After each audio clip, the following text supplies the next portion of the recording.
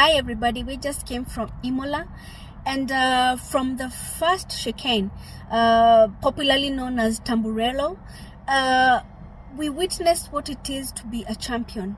Thing is, this chicane was introduced after Sinner's death, so it has seen so many crashes, it has seen unfortunate loss of life, and we got to witness what being a champion is, because you could see that Max approached it with fearlessness.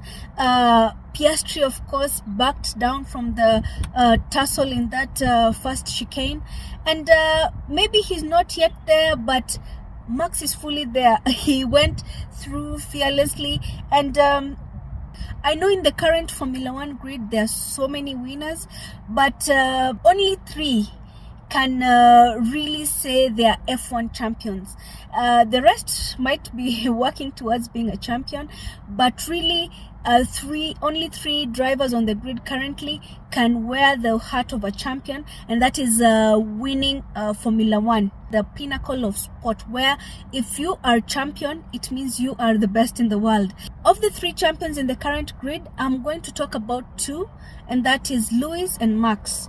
That's because in this particular race, they really impressed me, because they reminded us why they are champions. Being champions, it means in every race you have to summon your champion mentality, be it self-belief, be it resilience, be it confidence, be it striving for excellence, and it's hard to do that in a long period of time. You can do it once in a while, win something once in a while, but to consistently summon all or most of these characteristics is hard. And talk about Lewis Hamilton. In Imola, they said him and Charles were driving the 8th fastest car, but Lewis finished P4. How is just him who knows, because in the race he seemed to channel self-belief that he can do more than the car or the fans or the team expects him to. Thing is, the Ferrari car doesn't have pace, so it all comes to the driver. I believe that was the best result he could. If there were more laps, probably he would have chased down the P3 driver, but there was a long safety car. And the thing is, his resilience, especially in recent years, is quite admirable. From being a rookie to winning 7 world championships, 1 controversial championship, and all of a sudden not winning. Some would give up, but I think his goal is to get his 8th world championship officially, and before he gets this, it's like he is not willing to give up. We just hope that Ferrari can give him a car that can meet him halfway, at least halfway, where he does what he can do and the car does what it's supposed to do. And for the race, it was just beautiful to watch. He was overtaking, leaving trouble behind, hunting the next car, and sometimes he produces this magic that you as a fan or a viewer gets in the zone and you don't want to come out of it. And I hope he wins this year, because we are waiting for a win. Look at Max also. This guy doesn't have the fastest car currently, and he's giving the team with the fastest car a run for their money.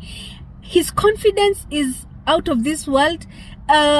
His ability to believe that he can do more with the car he's given at any Grand Prix is, I think, needs to be studied, because on race day he just zones in, focuses, and pushes to the maximum.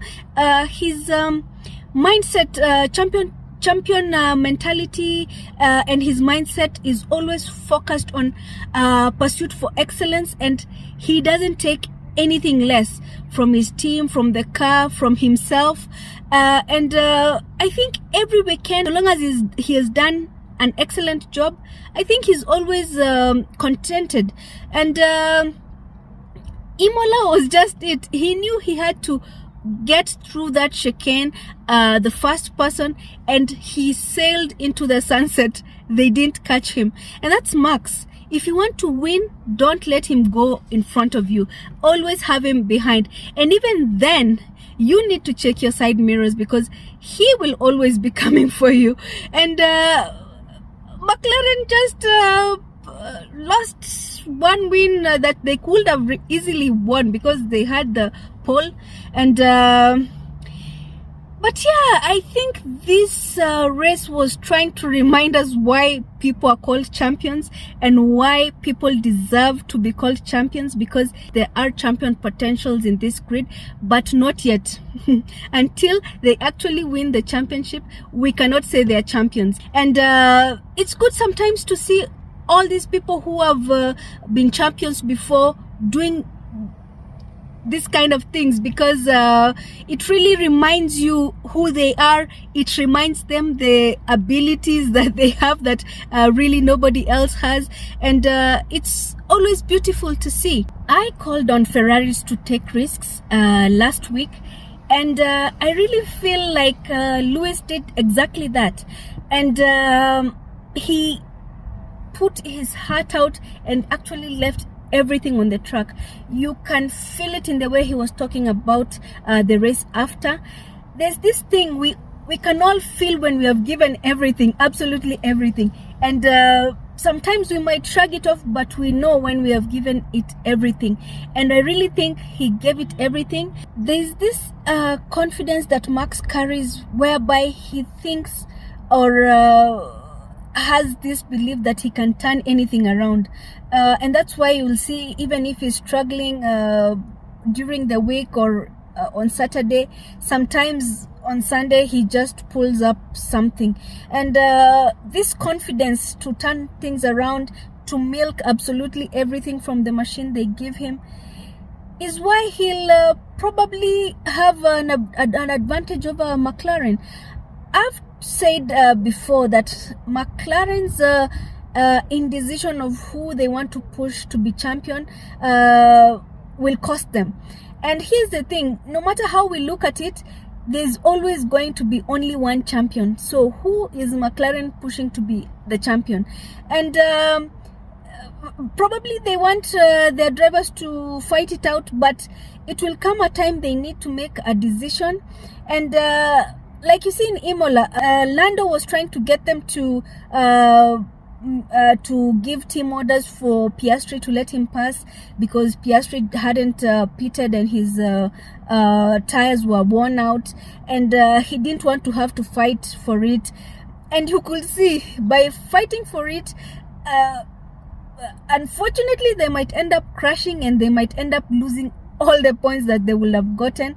And something like that is just easy, because if one car is fast, let them pass. Or if Lando was the one they were pushing to be champion, let him pass. But they just let them play out on the track, and it can bring problems, because if they crash trying to fight it out, a little nick here can cause a crash or DNF, and it will be unfortunate. But that is the kind of thing that not having team orders does to a team. Really, if McLaren don't win everything this year, they have themselves to blame. They have the chance to win the constructors, they have the chance to win the drivers' championship. If they mess it up, they only have themselves to blame. Each and every race, if you want to be champion, you work like a champion. You need to be excellent in all the races, not just the ones you are good, not the ones that you started well, not the ones that you pole, not the ones that favor you, not the ones that there's not too much of a tussle. You have to be excellent in all the races. You cannot start having this thing where you regretting after every race for doing something that you shouldn't have done. Unless it's a learning season for them and they want to learn. But if they want to win, they have to summon everything: self-belief, confidence, pursuit for excellence, resilience, and just do the best they can. Anyway, that's all I can say about Imola. We are going to Monaco. every team, every driver needs to do well in quali. It doesn't matter if they have introduced I think 2 mandatory stops rule kind of thing. So long as the track is still the same, let the teams just try and do an amazing job on Saturday, that is the quali, because likelihood of finishing the way the grid starts from quali is really high. So I hope Ferrari show up and do amazing things in quali. We haven't been qualifying well, so we really need to put our heads down. We need a good quali position, like even Paul P2, anything that's gets us in front on race day. Let us do everything to get that. And as always, fingers crossed for a Ferrari podium, fingers crossed for a Ferrari win. I look forward to Monaco, beautiful city, and yeah, let's see what happens in Monaco. I'm Shiko. Have a blessed week. God bless.